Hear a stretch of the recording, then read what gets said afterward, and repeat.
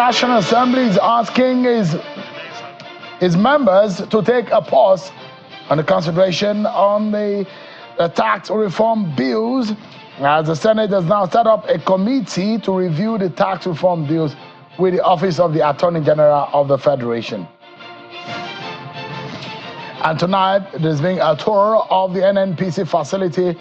Our correspondent, Olu Phillips, has been on the ground reporting from the site. Will be appraising what is going on with the facility, how many percentage of it is ready, and how much of consumption can we get from that. Is the NNPC hiding anything? We'll find out. Hello everyone, welcome to the program. This is Politics Today, live on China's television. I'm Sean Wakimale in Abuja. Tonight, we're going to put our fingers on the controversial, the tax reform bills. There seems to be so much to talk about. Apart from the literature and some of the intricacies of it, there seems to be the politics side of things, which a lot of people think all of these issues are being deeply tucked in. We'll find out, we unravel it tonight, and we get it on the table. My guest tonight will be dissecting the issues for us, and also we get into the Port-Harcourt Refinery. Is NNPC hiding anything? What is it there for us to know? The NAFTA, the CFA, all of those elements that are being brought together from what we understand from Indorama, and the fact that is the facility fully fit, and exactly the description and what has been said that it will be done in terms of the money paid to the contractor to get the job done. What is Nigeria getting? Are we being shortchanged on the Port-Harcourt Refinery? We'll be getting some more insight with someone who has worked in the NNPC, who knows the in and out of that organization. But first and foremost, let's serve you with some of your political roundup stories. The Nigerian Senate has mandated its Committee on Aviation to summon the Minister of Aviation and Aerospace Development, Director General of the Nigerian Civil Aviation Authority, airline operators, as well as other relevant stakeholders over incessant flight delays and cancellations. The Committee on Aviation is mandated to investigate the increasing frequency of flight delays and cancellations by airline operators in the country. The resolution today followed a motion presented by Senator Buhari Abdul Fattah during plenary, highlighting the negative impact of these disruptions on Nigeria's socio-economic growth and public confidence in the aviation sector. The Nigerian Bar Association, NBA, has condemned in strong terms the arrest of a lawyer, Dele Farotimi, by the Nigeria Police Force over allegations bordering on libel. A statement by the NBA President Afam Osigwe lamented the alleged invasion of Farotimi's law firm and the harassment of lawyers and staff within the premises. Osigwe described the action of the Nigeria Police as a troubling breach of the rule of law and the sanctity of the legal profession. Amidst controversies over the proposed tax reform bills, the Northern Christian youth professionals have thrown their weight behind President Bola Tinubu as the group insists that the North stands to benefit from the new bills. Addressing a news conference in Abuja, the chairman of the group, Mr. Isaac Abrak, says one of the key ways the reforms will benefit the Northern region is by creating an environment conducive for business growth and investment. The group adds that Northern governors need to be innovative in order to maximize the benefits of the proposed tax reform bills. Some members of the All Progressives Congress in Adamawa State have appealed to President Bola Tinubu to come to the rescue of the Adamawa State chapter of the party before it is consumed by crisis within the party. The spokesperson of the aggrieved members of the APC in Adamawa State, who is a former deputy chairman of the APC in the state, Saidu Naira, made this appeal during a meeting of the concerned members held in Yola, the Adamawa State capital. According to the group, the party in the state is in deep problem and will need the intervention of the national leadership to solve the problems facing the party ahead of the 2027 general elections. The youth wing of the Igbo Socio-Cultural Group, Ohaneze Ndigbo, has called for the next President General of the group to come from the Igbo-speaking part of the Rivers State. According to the youth leader, it is constitutional that Igbo extraction in Rivers State do have their turn and accorded every rights and privileges and support they deserve. The youth wing is asking other organs of the group to rise up and provide leadership that guarantees equity, fairness, and justice. Meanwhile, Rivers State Governor Siminalayi Fubara has clarified that his administration has not been borrowing to fund governance, contrary to reports circulating in some quarters. Governor Fubara explained that the only loan obtained by his administration was a 200 billion naira facility earmarked for the construction of the Ring Road project, an over 50-kilometer dual carriageway that will connect 6 local government areas in the state. He challenged concerned persons to verify his clarification with the Debt Management Office.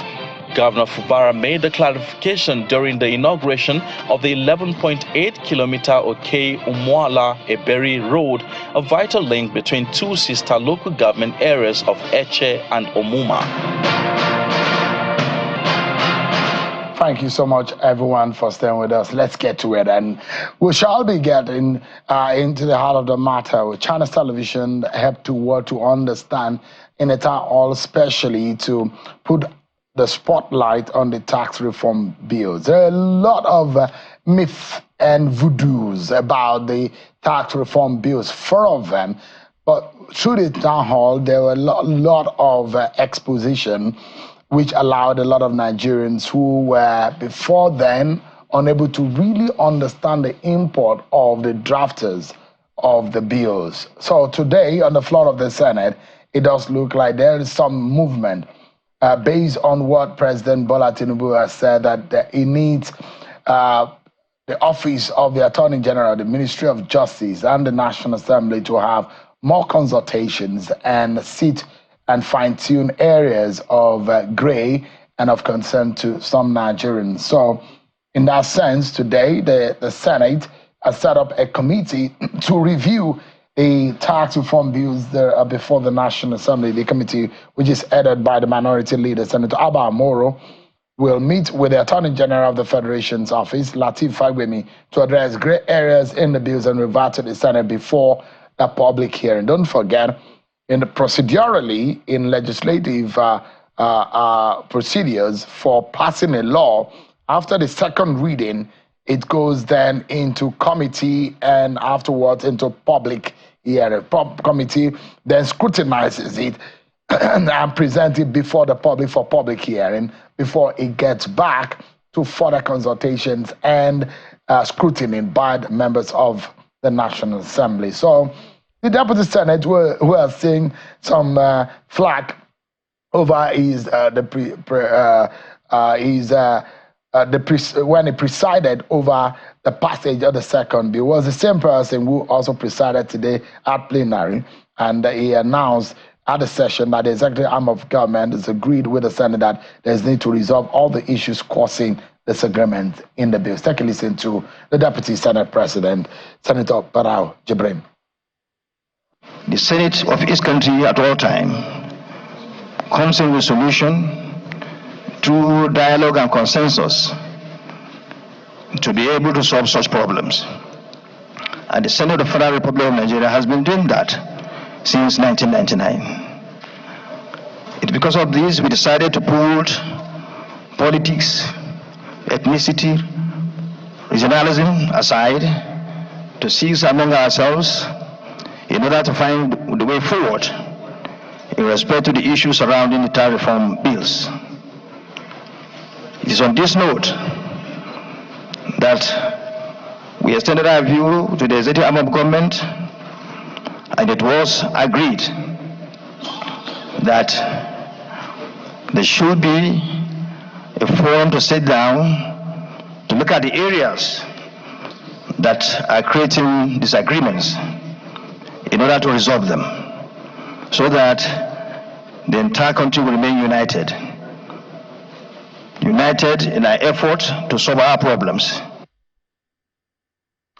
Senator Barau Jibrin, the Deputy Senate President. Yesterday I spoke with a former governor and a senator in all of these dimensions, let's speak tonight with a member of the House of Representatives representing Kogi State and a member of the Social Democratic Party, Honorable Leke Abejide. African Democratic Party, apologies. Okay. Honorable Leke Abejide, thank you so much indeed for Thank you for having me. Good evening, Nigerians. I appreciate it. Thank you. What exactly is causing, and I know you are a very blunt person, is this politics that is really in the way of this bill, or does it really have a major technical literature problem? Thank you so much. I think majorly politics and religion. Really? Before it was only politics I thought, but today I got to know that religion is even more. Because some of I live in Kano all my life. I'm a Kano person, so you speak Hausa fluently? I speak Hausa. And I know so many people in the north also, they know me very well, and I know them very well. So I was, you have always been with me. Wherever I am, that's where you'll be. So you must support us in this bill. They came to me today and told me that the bill is against inheritance, which is against Sharia law, Islamic law. Really? I say, how? So that's another perspective. That's the major perspective. Because those guys, I was asking, they are very close to me. I said the agitation.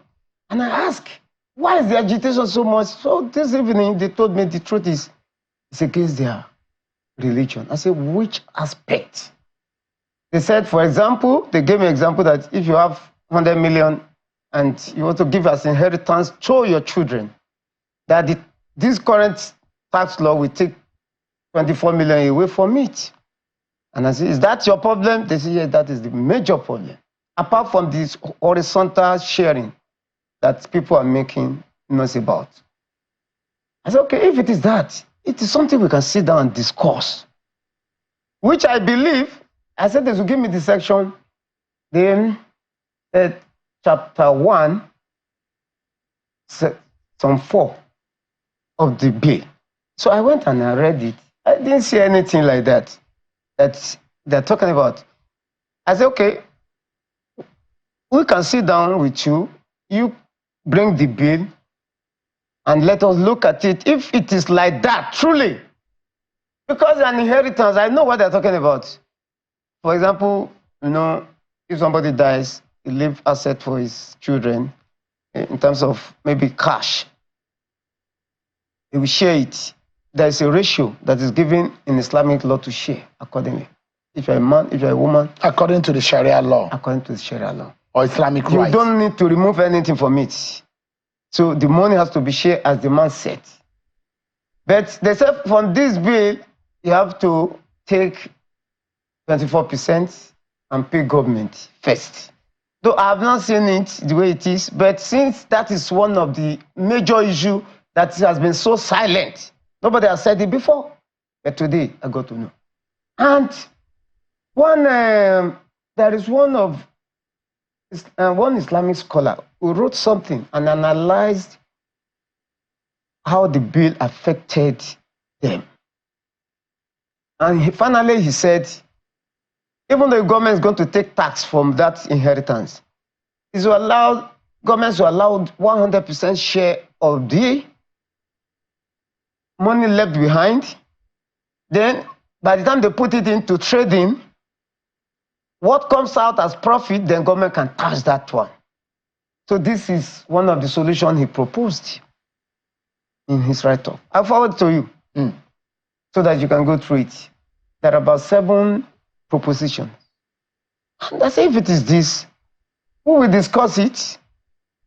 Let us put away sentiment. It is what is going to benefit Nigerians that is more important to me as a person. And I live in the north. I know my people are suffering. And you're from the north too? I'm from the north. I'm from the north. I'm from the north central. So I say that this bill will benefit the poor more. Because if you look at the numbers of people that will be exempted from taxation, the majority in the north.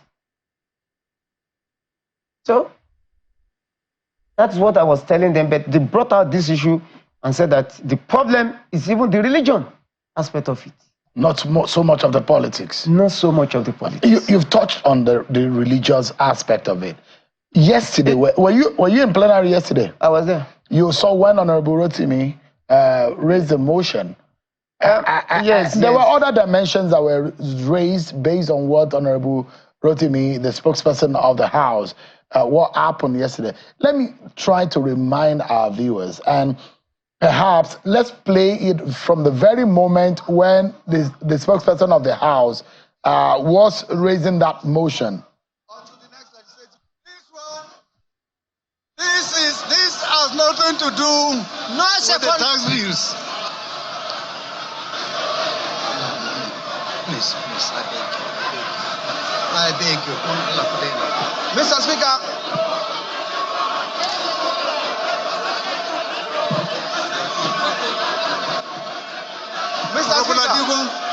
Mr. Speaker, I seek the leave of the House and Mr. Speaker to step down because the presentation of this report until the next legislative day, Mr. Speaker. Okay. Thank you, sir. If you choose to do so, the bill is stepped down by the leave of the House.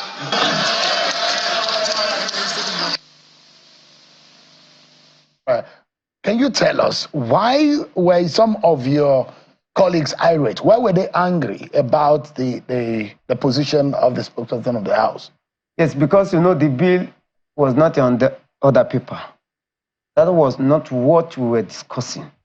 And again, I just told you, anything religion, don't tamper the knot. Yeah, so he said the caucus of Ekiti, which meant that all the federal lawmakers from Ekiti State, the 3 senators in Ekiti State, and about 6 or 7 federal lawmakers as members of House of Reps, yes. All of them have unanimous, and they published their position that they are all in and supporting the task. Many states are like that, but we have not just populist. Is Kogi like that too? Yeah, Kogi is unanimous. Like we are unanimous. Even across party lines? Even across party lines. Supporting the bill? We are supporting the bill. So, politically speaking, where do you think this division is? Because it looks like there are more division in the APC than we are seeing outside of the APC. Yes, well, that's politics aspect of it. Some people are already looking towards 2027. Really? Yes. And through the prism of this bill? And they want to hide under the bill, to act. So it's not about the bill now. And that's why I suggested that this bill should be written, also be translated in Hausa language. Hausa man can read very well. Why only Hausa language? Is it only the Hausa man? Because majorly Hausa is the common language in the north. So this bill has more problem in the north than the south? Yes, it's more problematic in the... I think the southern legislators will come with a position maybe tomorrow, honest. I think they are unanimous on it. So, and it is the politics, is the religion aspect that they are preaching to our people in the north, showing that it's against inheritance. I just told you, against Sharia law. You've lived within the people of Kano, and you've said if you live in Kano, you are living in almost in a perceived headquarters of northern Nigeria. Of northern Nigeria, yes. Arguably, anyways, yeah. So the commerce center of northern Nigeria. Yes. But what do you think, or how do you think that this can be handled? Can this be handled politically, or the way and manner in which the president has advised that go and sit with the Office of the Attorney General and the Ministry of Justice and look at these gray areas? Could that be a way out? Yes, it's one of the way out, because I believe in wider consultation again. Our people that are angry now, that misunderstood is this section that I just mentioned to you, to be against Sharia law, Islamic law. They need to be explained to. We need to use dialogue this time. We need to bring everybody on board. The Islamic cleric, religion, Christianity, political leaders, regional leaders. We need to look at this bill proposition once again. I agree with the president directives. That one can be one of them. But the major one is let them know the nitty-gritty of this bill that is not against their religion. So they think that Bola Tinubu is anti-North. That is what you think is being propagated up north. Yes. They think that this is also anti-Islam. Exactly. That is what. Again, in fact, that is even the major problem now. That is why, because people that I know to be very quiet, the way they are talking, so I have to call them. I say, come. You see the sharing formula, the horizontal sharing formula is the problem. Before is the major problem. That is whereby 60% derivation, 20% based on population, 20% based on equity. Equity, yeah. So that was the major problem before. And the former law say 50% based on equity, 30% based on population, whereas the rest is based on the what do we call it? Population. Derivation. Derivation, yeah. Yeah. So they said even what made them to be very angry is because of the inheritance that is against. Mm. But I'm surprised, even the president himself is a Muslim, so he cannot do something that will be against his own religion. How do you're a politician, how do you think that the president can swim through this storm? Number one, since the truth is coming out now about issue of religion, is to invite the religious leaders, the North, to explain this section to them. And we should put it in that clause that this is not against inheritance. There should be a clause now explaining that inheritance is not affected in this clause, so that it will be in that law in case somebody want to change it, because in Nigeria anything can happen in the future. So it will be clearly stated, inheritance is not affected. It's only to tax income, and not every income. Income of certain threshold are not affected. So it should be clearly stated. There are some ambiguity in some sections which need to be cleared. Even me, I raise concern. Well, what's your concern? I raise concern at the beginning that Nigeria Customs Service have been removed from collection of duty. But Mr. Taiwo Oyedele explained details that all agencies will still remain in the function. And he explained to me, so and I said, okay, when it is time for public hearing, the customs themselves, they will come and defend, or they will raise their own concern, and you will explain to them. When we did the interactive session in the House, that was my question to him. The House has passed it to, the Senate has passed it through second reading, but the House is yet to. Yes, it cannot be passed now until we do this extensive consultation. Do you think that it might be difficult to pass second reading in the House, isn't it? With the consultation we are doing now, it will not be difficult. It will go. But those who are threatening that they will shoot this bill down, do you think the opposition in the House or in the Senate or in the National Assembly is so overwhelming that can frustrate the passage of this bill? You meant the second reading in the House or no, I'm saying that bill? There are those who are taking a stance that this bill will not see the light of the day, will shoot it down. And I'm asking, with your legislative experience, do you think that those who are against the nays on this bill are so overwhelming that they can frustrate this bill from passage? I don't think so. By the time more explanation is given on the issue of inheritance that is against the Islamic law that they say is in the law, by the time that one is cleared, you will see most people that are agitating, they will support the bill. And by the time, I told the Honorable Jaha yesterday or the day before when we were talking, I was not in the studio, but I was on Zoom.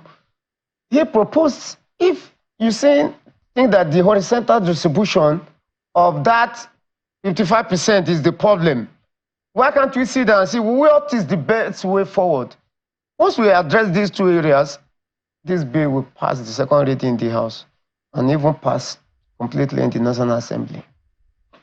In all of what you have seen, how much of a surprise did this be, or the situation come to you? Because I'm certain that you are seeing some aspect of your colleagues or the National Assembly or this nation, and how dynamic or how diverse we could be in our thought, orientation, culture, and perception, and the prism in which we look at things. I'm very sure that you must be very shocked and surprised about things that are happening in this country.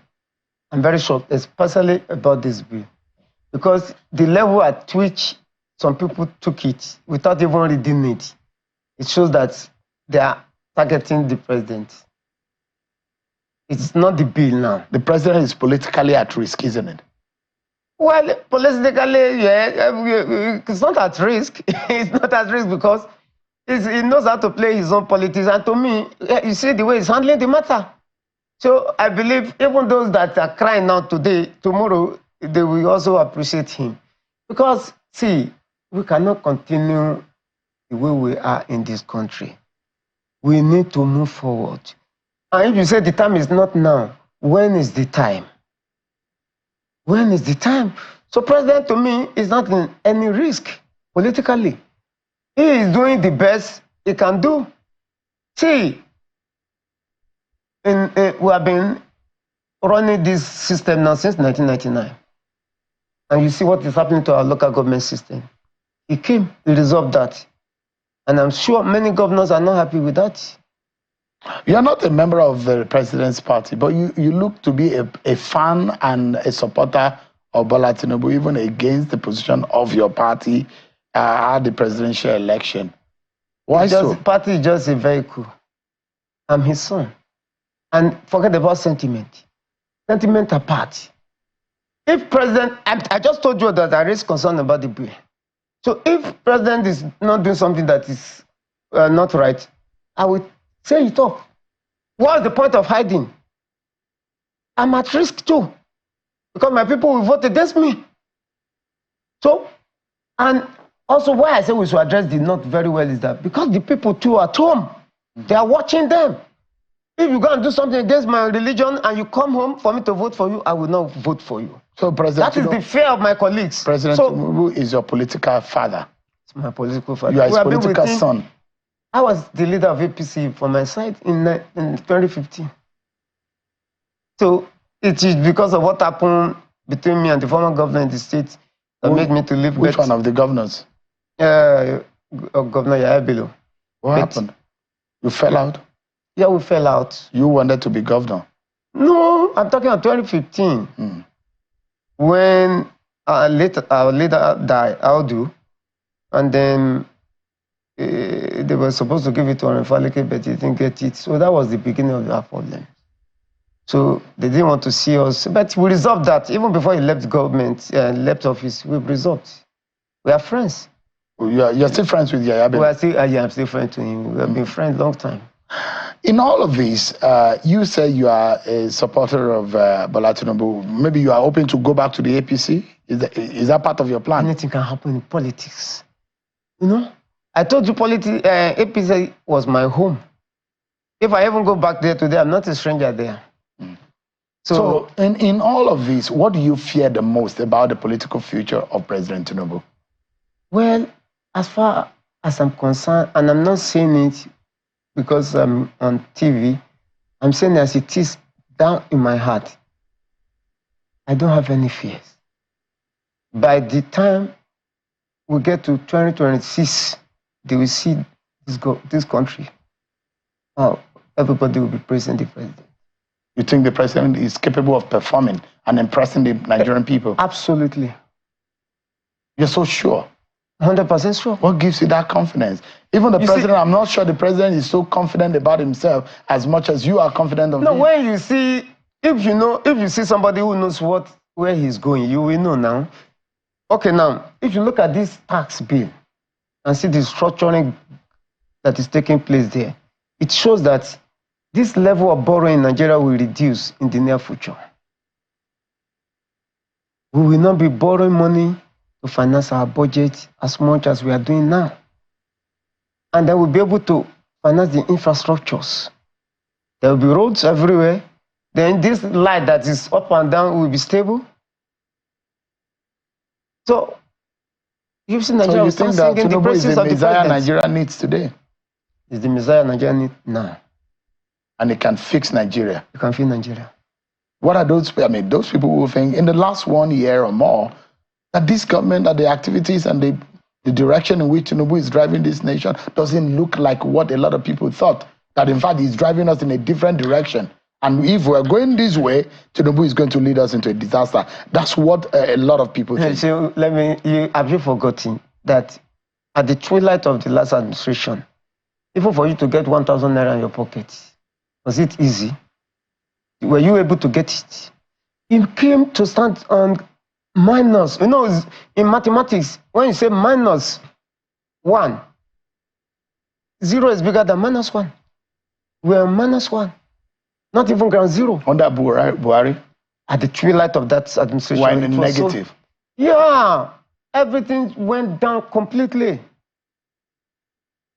And you are in the media. You know how much was printed from the CBN. How can the economy survive like that?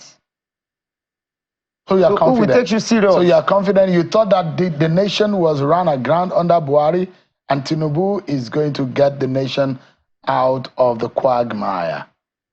But only that it is not happening now. Yeah, it's already happening. Things are getting better. With exchange rates still 1,600 as of this today. This exchange rate issue will be fixed with time. It is food better. Are still very expensive commodities. It is better we go to reality than hiding. It can be done. If you can do it by fiat and say, okay, like Abacha did, and said, oh, official rate is 25 naira to $1, while the black market, that is autonomous market, is 80 naira. So you can do it even now. But is it sustainable? Where is the economics to sustain it? All right. Honorable Leke Abejide is a member of the House of Representatives representing Yagba and some other local government areas of Kogi State in the House of Representatives and a member of the ADP. Thank you so much indeed. ADC, sorry. Let me call it African Democratic Congress. Congress, yes, ADC. And this is my second time on that party. as a flag bearer of the party. Thank you so much, Honorable Abejide, for coming so much for having me. We'll take a break, everyone. And our attention will be on NNPC, the controversial Port-Harcourt Refinery. What is going on there? We dig our nose and our teeth on it when we come back. Join us again. Thank you so much, everyone, for staying with us. Our attention now shifts to the Port-Harcourt Refinery. And a refinery, about 2 years ago or so, the federal government, through the Ministry of Petroleum Resources, said that it will fix the Port-Harcourt Refinery as one of the first legs in rehabilitating Nigeria's 4 moribund refineries, which stopped working about 4 or 5 years ago, was shut down because of capacity to be able to refine. We have enormous resources underground, but unable to refine them. We have to take those crude outside of the country, transport the refined products so that our people can use them, either AGO or aviation fuel or petrol, which is one of the most popular, or gas or any other or the derivatives of the crude that we have underground. But today, our colleague, Olu Phillips, who is our energy correspondent, was on the refinery. Don't forget, there are 2 layers or 2 of the refineries. One is younger than the other, that has a larger capacity. The 2 refineries in Port-Harcourt has a combined capacity of about 210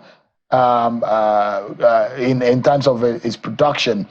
But of course, the first one, which was the old one, is one that has been fixed, and the NNPC says 70% of it has been fixed. Well, I mean, on the day that the announcement came out, I said on this program that there are words from insiders that the refinery isn't having the capacity to fully refine, had to have some mixtures to be able to distill and refine the product out of it. But our colleague Olu Phillips is on the ground to report to us what exactly he saw, and I found out about a week or so after the announcement by the NPCL. To have settled following the observation that was carried out here by some officials and journalists and concerned citizens, community members, workers, labor members, sometime last week on the Port-Harcourt Refinery resurgence and rehabilitation. Whether it was working or is working was the big controversy out there. And Charles TV is privileged to return to this plant as it has done in several years past. And today we can authentically tell you that behind me is the blur coming out from the processing that is ongoing here at the Port-Harcourt Area 5 Refinery, which here houses the whole 60,000 barrels processed per day refinery, one out of 2 refineries situated on this ground. That is the blast stack, which is indicative of processing of refining of crude ongoing here at the Port-Harcourt Refinery. Look, to my left here is this big towering column, which is the furnace that produces the steam that allows the processing plant to get heated and process, or what you can call distill the crude. That's ongoing here. Workers are still here. The prepared rehabilitation team from Technimop that has been doing this job in the past 2 to 3 years are still here, and this is the situation. We'll be bringing you more stories from the restarted Port-Harcourt Refinery here in Port-Harcourt, River State, element. All right, there is the facility where Olu Phillips is standing is as old as 1965 or so. The new one was commissioned in 1989. The first one has a capacity of about 60,000 barrels per day in production, while the new one, which was commissioned around 1989, has about 150,000 barrels per day capacity, which there are a lot of people will say in full capacity, the 60,000 barrel per day capacity of refinery can do us about 1 million liters. The new one, which has a larger capacity, could be able to do 10 million.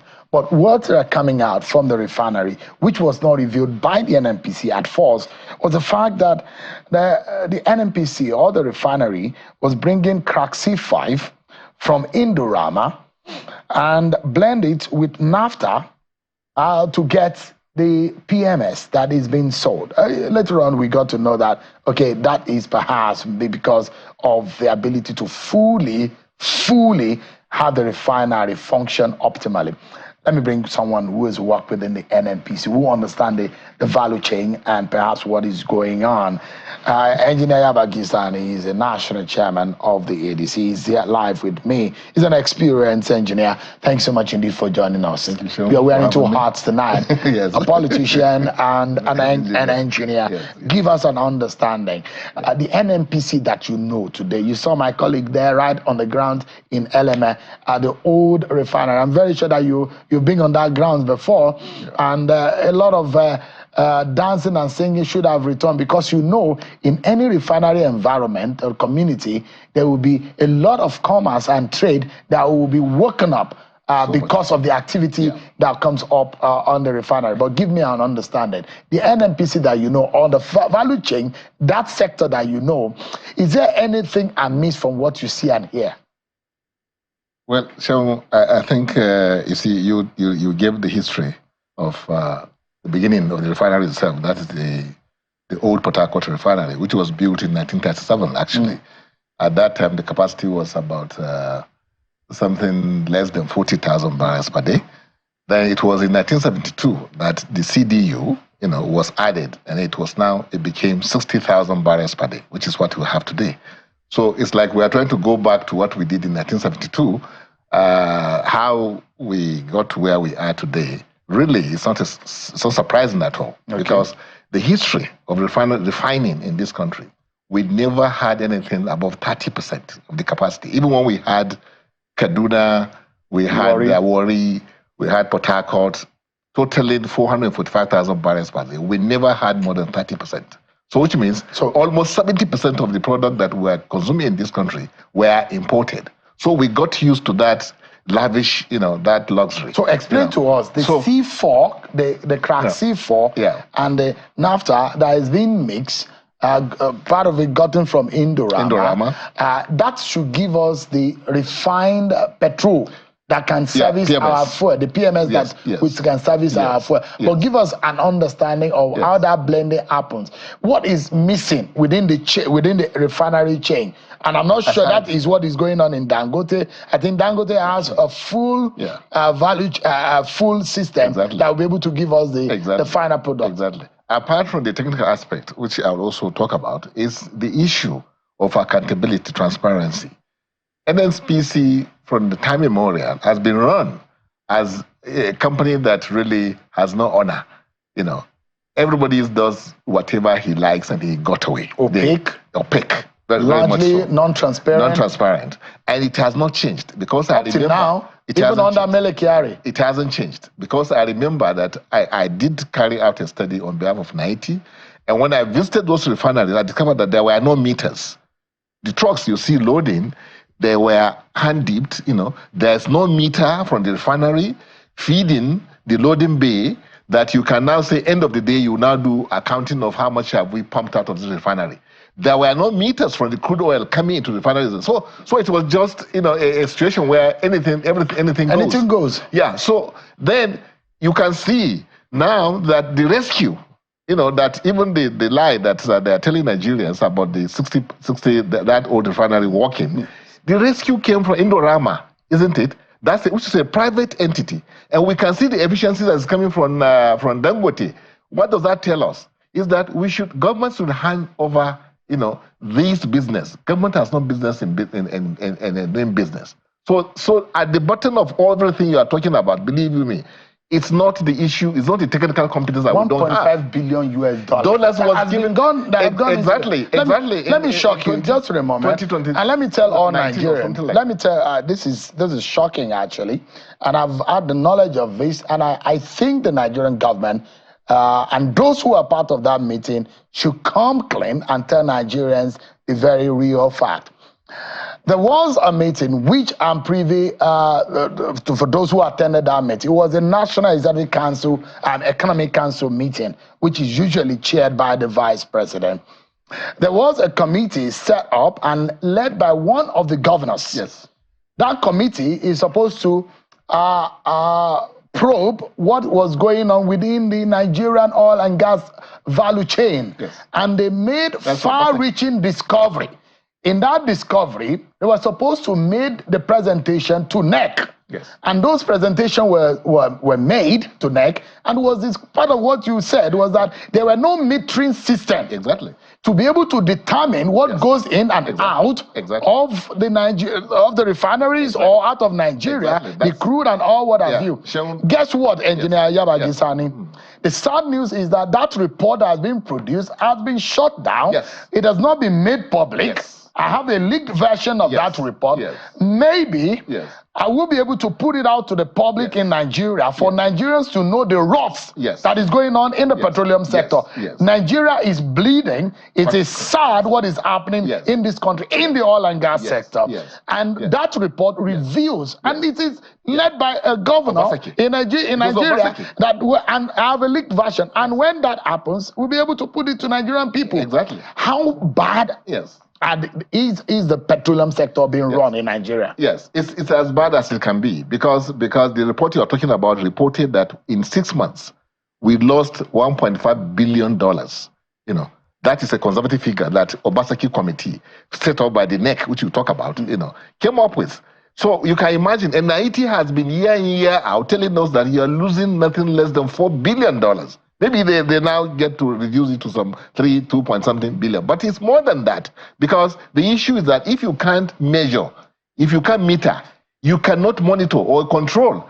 And that has been the situation in this country. So my regret is that I don't know how they got Mr. President, to become, I don't know what to say, the shield of the NNPC rot. Because as the minister of that entity, it doesn't, Mr. President is not looking we don't very have good. There's no substantive minister of petroleum in Nigeria. We only have a minister of state. That is an empty portfolio. Exactly. No occupier of that office. Why hasn't, like we are hearing from CBN recently, I don't know whether it's true that 753 duplexes, whatever, MFLA or something behind that. So do you know what will happen if you probe NNPC? This is a joke. Believe me, to look at the child play, what you are getting from CBN. CBN is just a banker. Where this money is coming from is NNPC. What has stopped Nigeria from probing NNPC? The NNPC got us into all these problems we're talking about. I thought that the two subsidies you are talking about, subsidy on petroleum products, is squarely NNPC. Subsidy on naira. If you can't fund your foreign reserve, how do you get naira to be strong? That also relies on NNPC. Because of the level of stealing that you are talking about, theft that you are talking about, it's not being checked. So somebody should please tell Mr. President that it's a high time we beamed the searchlight on NNPC. We can't be taken for a ride for so long, and nobody is doing anything. Somebody is sitting cool in their offices, laughing at us. Because they are laughing at us because every month you tell us that this refinery will work, it will never work. Look at the shame. Look at the drama that is happening. That is because the CDU is not working. That we shut down for a while so that we can maintain. Shut down for a while. Why can't you come out clean and tell Nigerians what is truly happening? This is public money, for God's sake. It's not your money. Tell us where we are with $1 There are a lot of billion. suspicions a lot of people have, and I don't like suspicions. I don't like conjectures. I like facts. I like when the matter is being laid bare. One of the suspicions is that NNPCL came and said, they have trucks waiting to load. And imagine that how quickly those trucks got into the yard and to the loading bay for them to be able to load onto the trucks. And on the day that you said you are now ready to load on and you have so much of them, and a few days later you said there are issues and all whatnot. I think there's so much explanation to be made, but the big question here is that the president has ordered. Yes, good news. And to the ears of anyone, I was so excited. I said, well, this is a big break. Under the Tinubu government, yes, the president had praised the Buhari government because it was under the Buhari government that the bill was signed. It's under the Tinubu government that is now happening and coming to fruition. But the question now is that we will all be happy if Warri Refinery works, Kaduna Refinery works, the PH1, PH2 refineries are working. But in the manner in which things are going, where do you think we are headed? It's a roller coaster where we learn anyone's guess as far as the oil sector is concerned. It will look as if, for some reasons, government is protecting that sector. I don't know for what reasons, because there's nothing that can equate to somebody's legacy as a president or as a government. Do you think that under this Mele Kyari regime as the head of the NNPCL, there are still things that are missed? We thought that NNPC would be more transparent under him. How can it be transparent when you cannot tell me how much we are producing, how much we are exporting? When you cannot check ordinarily, the metering system. When you do not have a way of linking your field equipment to the financial institutions that are supposed to monitor this. You always come to their FAC or whatever meeting with papers. Can you imagine? The Accountant General Federation has no system of directly knowing what is happening, how much money has accrued to the country. They don't have that system. But the IOCs, they have a system. A drop of crude oil as it comes out in Shell in Netherlands and ExxonMobil America, Texas, they already know how much crude oil has come out of our ground. We don't know Nigeria. We have to take a phone to call. So what kind of comedy is that? There are a lot of crude from Nigeria in foreign destinations. that, and I've had this conversation with the likes of Honorable Johnson Agboyema, who was a former member of the House of Reps, and trying to finger these destinations and those who are responsible in getting our crude into this destination without recourse to the national affairs. But the question is that we still are being we're getting not the quite a good value for money from some of the things that we're getting from this sector. If you were the president, I can tell you. If you were the president, what would you do? Even this president will have no choice but to probe NNPC along the line. Believe me, you will have no choice. Because it's not the NNPCL is not a full government entity any longer. Who says? It's supposed to be a public entity. Who says that? Federal Minister of Nigeria and Oil and Gas, Minister of Oil and Gas incorporated those two entities. Who own them? It's you and me and Nigerians. How would the probing look like? What would this suggest to be the system or the mechanics? How did the president probe NNPC? I mean CBN. How was the MFLA? You should set up a special committee. Of course, I understand there was one. What happened to that committee? There was one on NNPC. Why is it that only in the CBN we got the report? And the one that I'm even talking about, yes, the report is there, here. And the fact remains that how will that kind of report be presented to NEC? And nobody heard about it. It's been conspiracy. And at the end of the day, it's been shut down. It's conspiracy. We beg that let NEC come out and tell Nigerians that this was the report. Make it public. Let Nigerians know what happened. Yeah. Are we hiding something? Are we trying to shield anybody? Sure. Let the transparency be on this oil and gas sector, because it's a major problem in this country. Sure, not only that one, even the one you talk about, our crude oil in the facilities abroad. You know, during Buhari's administration, I'm aware 2 teams were sent to China. They came back and confirmed that we have crude oil there. Later, NNPC hired Afi Babalola to go on television, advertise on the papers that the whistleblower is a liar, that nothing like that happened. You know. So what are we saying? Who is fooling who in this country? So the issue is about accountability and transparency, and the fact that Mr. President will have no choice. Mark it, I'm telling you. You will have no choice but to probe NNPC so that his programs, the lofty programs he have, will be able to succeed. Because without you taking care of the oil and gas sector, I don't know where you're going to get funded without, putting too much on Nigerians. It was first the issue of the shift in the timelines and in the delivery date of the refinery. Now we got one. It was 70% ready. Now we are not assured of when it will be fully ready. This refinery, from my understanding, if it gives us 1 million barrels per day, it's just going to be a drop in the ocean about our consumption, our demand in the country. Yes. But if you were President Tinubu, and I ask you again, apart from probing, what goes on in the NNP? There is a private sector handling it. There is a contractor handling this project. What should we be doing? Oh, if you take a look at the contract, if it's a standard contract, industry standard contract, there is cost or delays that the contractor will bear. You don't just give somebody a contract and he's there forever. No, there are costs because there are supposed to be timelines, isn't it? There are supposed to be milestones, deadlines, and what have you that you are supposed to meet. If a contractor fails to meet, he pays a penalty. That is what is the contract. What's happening to this contract? Is this a case of the people that is going to penalize that are handling the contract, that are executing the contract themselves? That's why they don't want to penalize themselves? Or what is it that is happening? Or fund issue? Or what? It's not fund issue. We took money. We took $1.5 billion from people's from our borrowed money. Yeah, we borrowed money from the Exim Bank. And from China also we took money. All right. So what are we saying? Engineer Yabagisani, thank you so much as always. Thank you, for benefiting from your inside. Well, the thing is that you slap someone, he doesn't talk. You slap him on the other cheek. The third time you will slap him, he might bite your finger or you bite your hand. Nigerians have been beaten and been slapped to a stupor. It does look like our people are dazed so much that they have been deceived and been lied to for so many years.